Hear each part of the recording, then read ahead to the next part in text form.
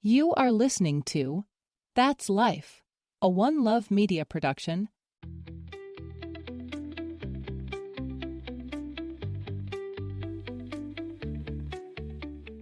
Hey everyone, welcome back to That's Life.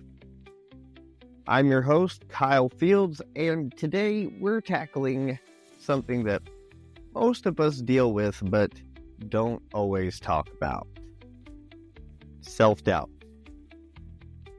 You ever look at yourself in the mirror and think, wow, I am absolutely crushing life right now? No? Yeah, me neither. Most of us are too busy picking ourselves apart, overanalyzing every mistake we've made, and convincing ourselves that we're one wrong move away from total disaster. That little voice in your head that whispers, "You're not good enough." That's your inner critic. And today, we're putting him on trial. Today, we'll be breaking down why we're so hard on ourselves. Spoiler alert, it's not just you, it's science.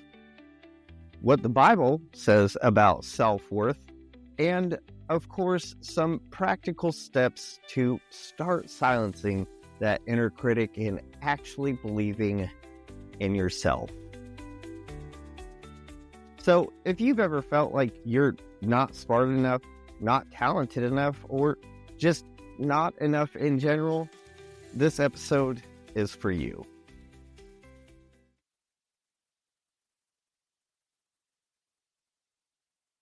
Segment 1.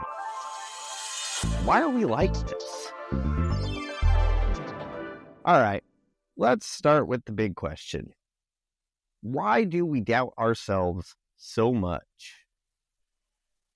Well, psychologists say self-doubt usually comes from 3 places. Let's look at them. Place 1, past failures. You messed up once, so now your brain thinks you'll mess up every time. Second place, comparison. Thanks to social media, we're all just scrolling through highlight reels, wondering why our life's not like that in real life. Number 3, fear of judgment. Because let's be honest, no one wants to star in someone else's "did you hear what so-and-so did's" conversation. And let's not forget good old imposter syndrome. That fun little mental game where no matter how much you achieve, you're convinced it was a fluke, and any day now, someone's going to figure out that you have no idea what you're doing. Sound familiar? Yeah, me too. But here's the thing. Your brain lies to you. It collects all the negative things people have said, all the times you have failed, and plays them on a loop, completely ignoring all the times you actually succeeded. It's almost like having a DJ in your head who only plays your worst hits.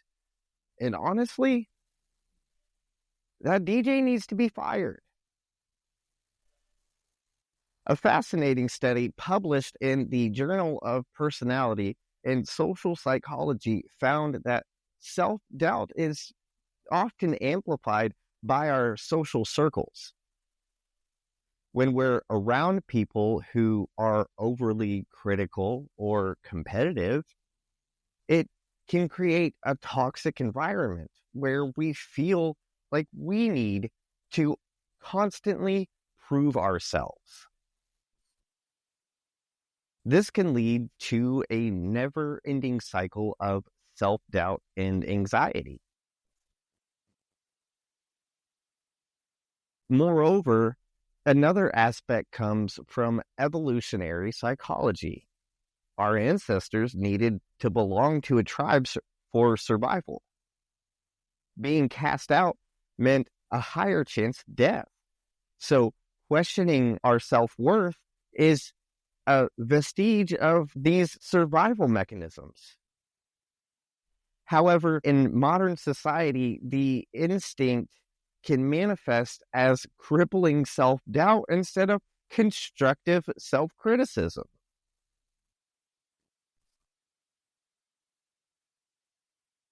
Segment 2.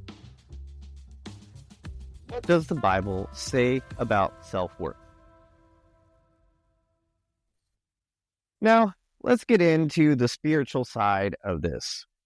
Because if there's one thing that God never did, it's to create people just to sit around doubting themselves.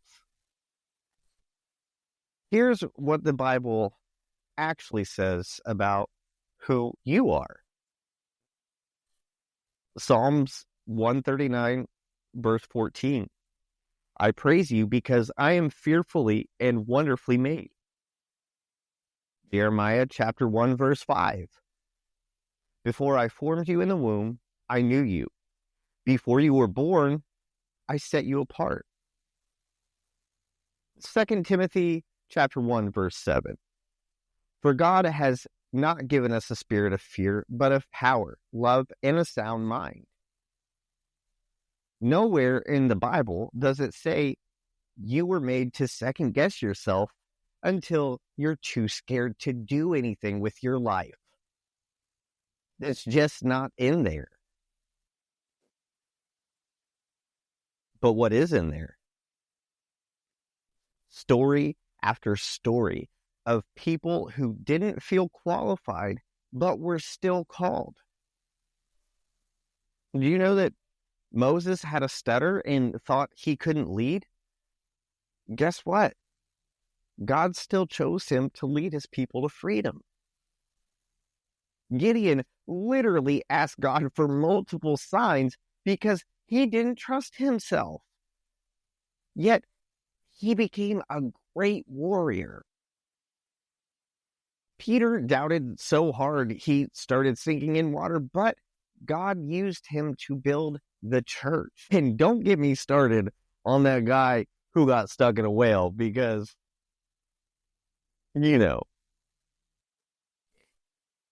Interestingly, when we examine these biblical features, we see that their doubts didn't hinder their purpose. Rather, they often deepened their reliance on God. This relationship can serve as a guiding light to anyone struggling with self-worth. There's an important lesson here. God sees the potential in you that you may not see in yourself.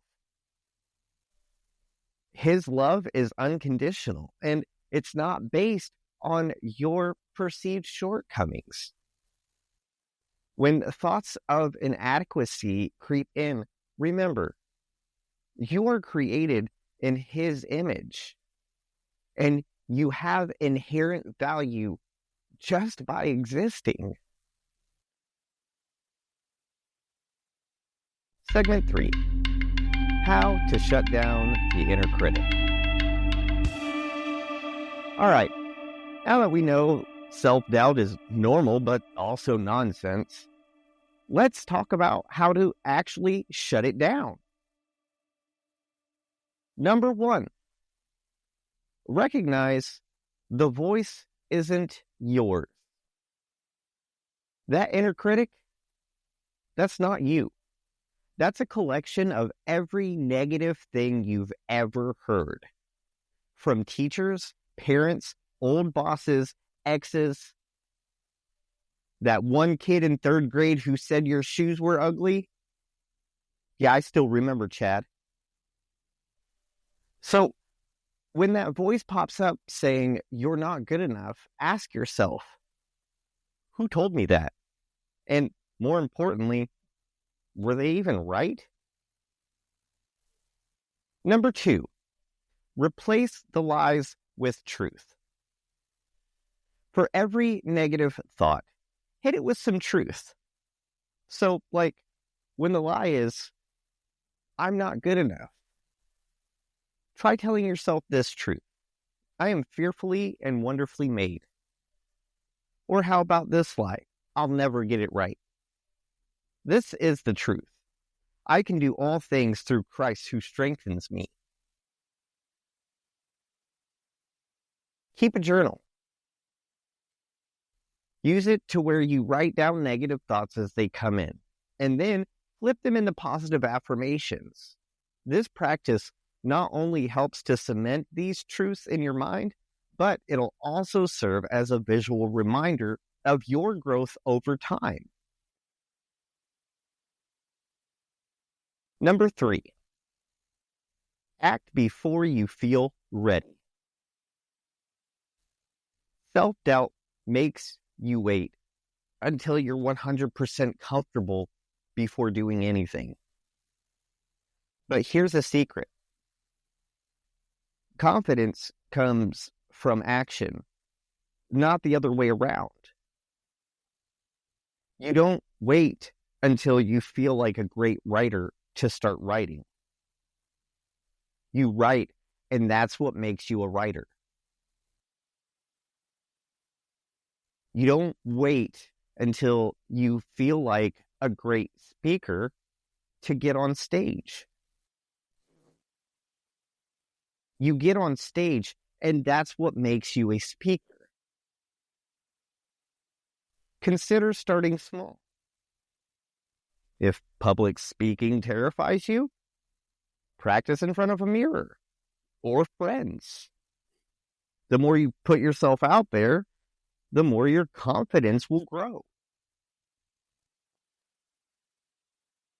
Number 4, stop letting fear make your decisions. Ask yourself, am I avoiding this because I truly don't want it, or because I'm afraid I'll fail? Would I still doubt myself if I knew no one was watching? If fear is the only thing standing between you and something you want, then it's time you walk through it. Establish a fear-setting exercise. That involves visualizing what would happen if you actually failed. Often, the consequences we fear are not as dire as our minds make them out to be.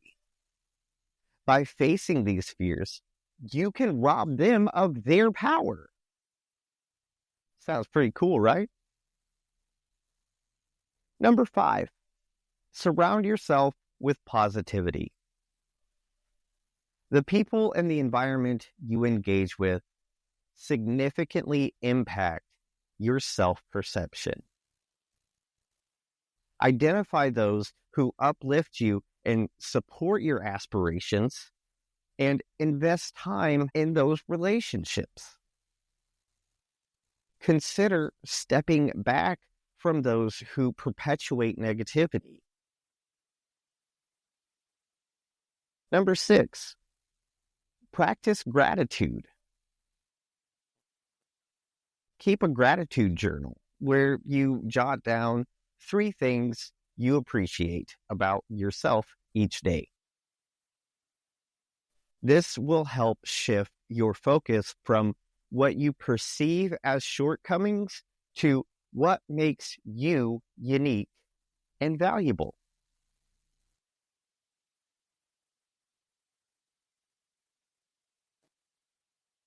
Self-doubt isn't just fear in disguise. It's the voice that says, what if I'm not good enough? When what it really means is, what if I try and it doesn't work? But here's my challenge for you this week. Try anyways. Embrace the possibility of failure as a stepping stone to success rather than as a roadblock. Take a moment each day to reflect on your achievements however small. These are all crucial in building self-worth.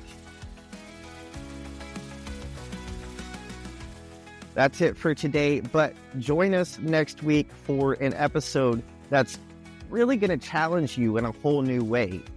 And that's breaking free from the need of approval. If you're tired of living for what everyone else thinks, trust me, you don't want to miss this. Don't forget to like, subscribe, and share this with someone who needs it. Until next time, do you, but do it with love and affection. I'm Kyle Fields, and that's life.